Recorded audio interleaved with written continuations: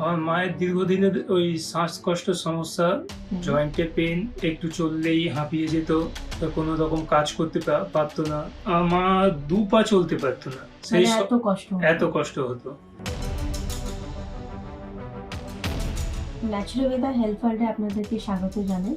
আজকে আমাদের সাথে আছেন ইয়াসমিনা বেগম।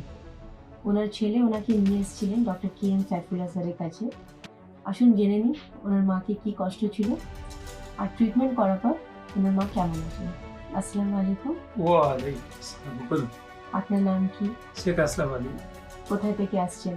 আমি মেটিয়াপুলিশ গার্ডেন মহেশতলা থেকে এসেছি। আচ্ছা, কি কষ্ট নিয়ে আসা হলো আপনার মাকে?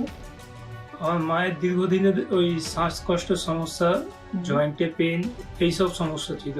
একটু চললেই হাঁপিয়ে যেত, আচ্ছা, তো কোনো রকম কাজ করতে পারতো না। এটা দীর্ঘদিনের সমস্যা, শ্বাসকষ্টটা। কত তাও? 20 ইয়ার্স। আচ্ছা, আর যে ব্যথার সমস্যাটা বললেন, কোথায় কোথায় ব্যথা হতো ওনার? পায়ে জয়েন্টে, হুম। জয়েন্টের পেছনে, আচ্ছা মাঝে মধ্যে ফুলেও যেত। আচ্ছা, তো এই যে ব্যথা বেদনা ছিল বা শ্বাসের কষ্ট ছিল, সেটা জন্য কোনো অন্য জায়গায় চিকিৎসা করা হয়নি? বহু জায়গায় দেখিয়েছি, অনেক বড় বড় চেস্ট স্পেশালিস্টকে দেখানো হয়েছে, বিভিন্ন হসপিটালেও গেছে। নানান রকম ওষুধ, সাইড এফেক্ট তার। তো আমরা শেষমেশ এই ন্যাচারাল ভেদার খবর পেয়ে আচ্ছা ডক্টর KM সাইফুল্লাহর সঙ্গে যোগাযোগ করি।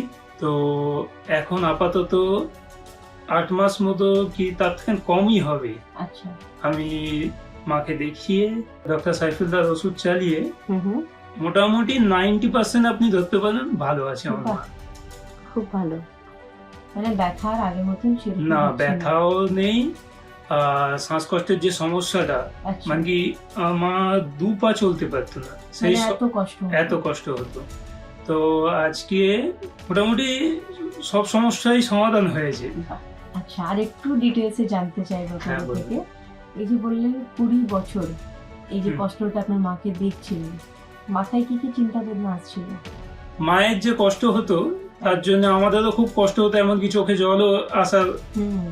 তো আজকে একটু রিল্যাক্স মনে হচ্ছে, একটু ভালো মনে হয়, ভালো, নিজেরও ভালো লাগছে। খুব ভালো। যখন স্যারের সাথে প্রথমবার কথা বললেন কেমন লাগলো? খুবই ভালো লেগেছে, আর আমরা আশা নিয়ে এসেছিলাম, সেই আশাটা আমাদের পূর্ণ হয়েছে। বাহ, এটাই আমাদের চেষ্টা কি আপনারা হাসি খুশি এখানে চিকিৎসা করিয়ে সুস্থ আছেন।